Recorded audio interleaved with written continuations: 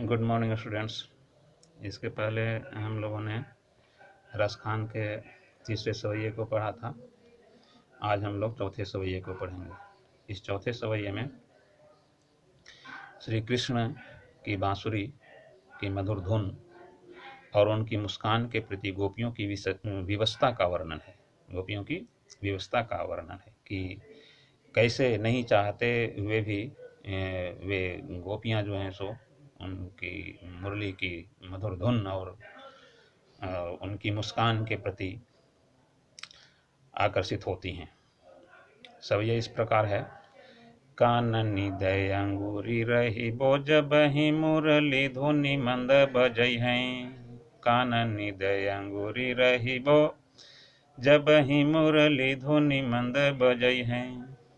मोहनी तानन source खानी मोहनी तानन source खानी अटा चढ़ी गोधन गई है तो गई है। काननी दय अंगूरी रही बो जब ही मुरली धुनि मंद बजई हैं। गोपियां कहती हैं, अर्थात गोपी क्या कहती है कि मैं अपने कानों में उंगली डाल लूंगी। मैं अपने कानों में उंगली डाल लूंगी, ऐसा एक गोपी कह रही है। क्यों कह रही है कि जब कृष्ण जो हैं सो अपनी मुरली बजाएंगे, अर्थात जब मुरली की मधुर तान को जब वे छेड़ेंगे तब मैं अपने कानों में उंगली डाल लूंगी। कहा कि वो गोपी जो है सो उनकी मधुर मुरली की मधुर धुन को सुन करके उसके पीछे भागना नहीं चाहती है, उससे जो है सो बचना चाहती है। इसलिए ऐसा कहा जा रहा है गोपी के द्वारा कि जब कृष्ण जो हैं सो मंद बजाई हैं मुरली धुनि, धीमे धीमे और मधुर स्वर में अपनी मुरली बजाएंगे तो मैं अपने कानों में अंगुली दे लूंगी, अर्थात अपने कानों में अंगुली डाल लूंगी, ताकि उनकी वह मधुर धुन जो है सो मेरे कानों में नहीं जाए। आगे कहती है गोपी, मोहनी तानन सोरस खानी अटा चढ़ी गोधन गई हैं तो गई हैं। अटा चढ़ी गोधन गई हैं तो गई हैं। कहते हैं कि मोहनी तानन सोरस खानी, उनकी मोहिनी तान, रस के खान, आनंद के सागर श्री कृष्ण जो हैं सो चाहे अट्टालिकाओं पर चढ़ करके भी, ऊंचे स्थान पर चढ़ करके भी मुरली अपनी बजाएं, उसकी मोहिनी तान को छेड़ें तो छेड़ें, वे मुरली को बजाएं तो बजाते रहें। गोधन गई हैं तो गई हैं से तात्पर्य ये है कि गोधन जो है सो गोकुल का एक लोकगीत है। ठीक है, गोधन जो है सो गोकुल का एक लोकगीत है। वे उस लोकगीत को अपनी माधुर बांसुरी की मधुर धुन से गाते हैं तो गाते रहें, उससे मुझे कोई लेना देना नहीं है। मैं उनकी उस मधुर धुन को नहीं सुनूंगी, मैं अपने कानों में अंगुली डाली रहूंगी। ऐसा जो है सो गोपी कहती है। किसे कहती है? अपनी सखी से कहती है। आगे है सवैया इस प्रकार, तेरी कहो सिगरे ब्रज लोग निकाली को कितनो समझई हैं। तेरी कहो अर्थात मैं पुकार पुकार करके कह रही हूँ, मैं बार बार कह रही हूँ कि श्री कृष्ण की वह मुरली जो है उसके गोपी के कानों में अगर चला जाए तो मैं समस्त ब्रजवासियों को कह रही हूँ, पुकार पुकार कर कह रही हूँ कि चाहे फिर कोई कितना भी समझाए, चाहे तो फिर कोई कितना भी समझाए, तेरी कहो सिगरे ब्रज लोगनी, काल ही को कितनो समझी है। कि कल कोई भी मुझे कितना भी समझाए, लेकिन माई रीवा मुख की मुस्कान सम्हारी न जई है, न जई है, न जई है। कहा कि लेकिन उनकी वह मुस्कान जो है, श्री कृष्ण की मधुर मुस्कान, वे स्वयं आनंद के सागर हैं, रस के खान हैं। वे क्या हैं? रस के खान। मोहनी तानन सो रस खानी।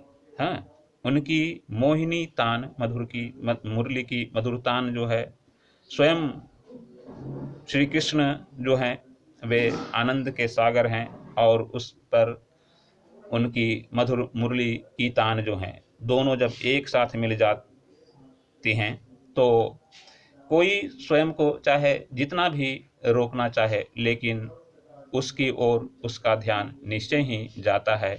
वह जो है सो श्री कृष्ण की मुस्कान के प्रति, उनकी मधुर धुन के प्रति निश्चय ही आकर्षित होता है।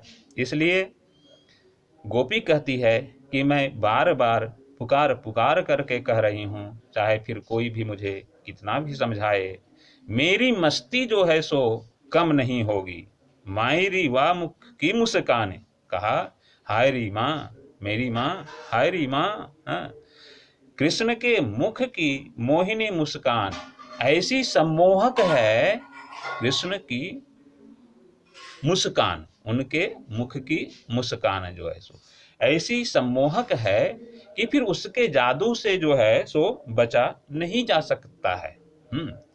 अर्थात उनके मुख की मुस्कान और उनकी मुरली के मधुर धुन को देख और सुन करके कोई भी स्वयं को संभाल नहीं पाता है, उनके उस जादू से नहीं बचा सकता है। उसका मुख मुझसे चाह कर भी संभाला नहीं जाएगा। उसका सुख जो है सो, किसका सुख?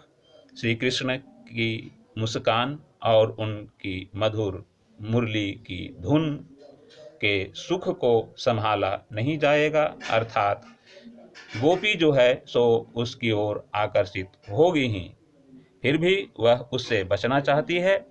गोपी ने शुरू में ही कहा कि मैं अपने कानों में उंगली डाल लूंगी। श्री कृष्ण अट्टालिकाओं पर चढ़ करके, ऊंचे स्थान पर चढ़ करके भी अपनी मुरली की मधुर धुन को गाएं, गोधन नामक लोक गीत को गाएं तो गाएं, लेकिन फिर भी यदि किसी प्रकार से मेरे कान में वह मधुर धुन और मेरी आंखों में उनकी मधुर मुस्कान चला जाए तो मैं संभाले नहीं संभलूंगी। अर्थात उससे मेरी मस्ती जो है सो कम नहीं होगी, मैं उसका आनंद लूंगी ही लूंगी। और क्योंकि उनकी मुस्कान और उनकी मधुर मुरली की धुन के सुख को जो है सो कान में उंगली दे करके संभाला नहीं जा सकता है। किसी भी प्रकार से कृष्ण की मधुर बंसी की धुन जो है सो यदि गोपी के कान में पड़ जाते हैं तो वह समस्त ब्रजवासियों से पुकार पुकार करके कहती है, पुकार पुकार करके कहती है कि फिर चाहे कोई मुझे कितना भी समझाए, काल ही कोई कितनो समझाइयो, है ना, कि कल मुझे कोई चाहे जितना भी समझाए, उसकी मस्ती जो है सो, अर्थात गोपी की मस्ती जो है सो कम नहीं होगी। ठीक है, ऐसा जो है सो गोपी कहती है।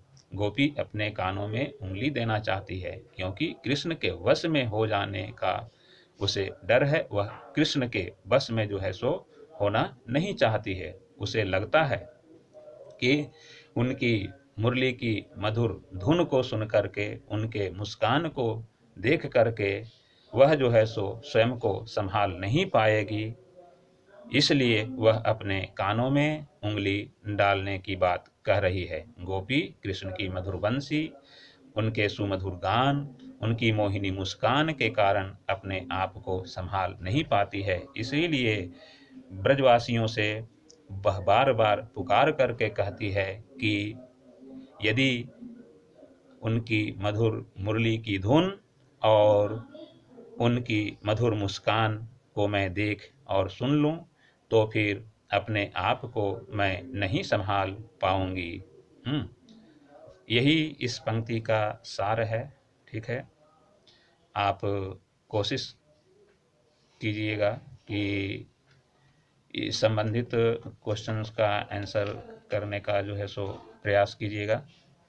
उसके बाद भी जो है सो यदि परेशानी हो तो आप मुझे कमेंट कीजिए, मैं उसका जवाब जो हूँ सो दूंगा आपको वीडियो के माध्यम से ही। मैं जिस किसी प्रश्न में आपको परेशानी हो वह प्रश्न जो है सो आप कमेंट में लिखिए, मैं वीडियो के माध्यम से उसका जवाब दूंगा। ठीक है, आज के लिए इतना ही। मेरे चैनल को सब्सक्राइब कीजिए, लाइक कीजिए, शेयर कीजिए, ताकि अभी घर में बैठ कर के आप आराम से पढ़ाई कर सकें, आपका समय व्यर्थ बर्बाद न हो, इससे बचें। घर में बैठिएगा, मेरे वीडियो को के माध्यम से आप कुछ पढ़िएगा, आपको इससे मुनाफा होगा, आपके समय का सदुपयोग होगा। धन्यवाद।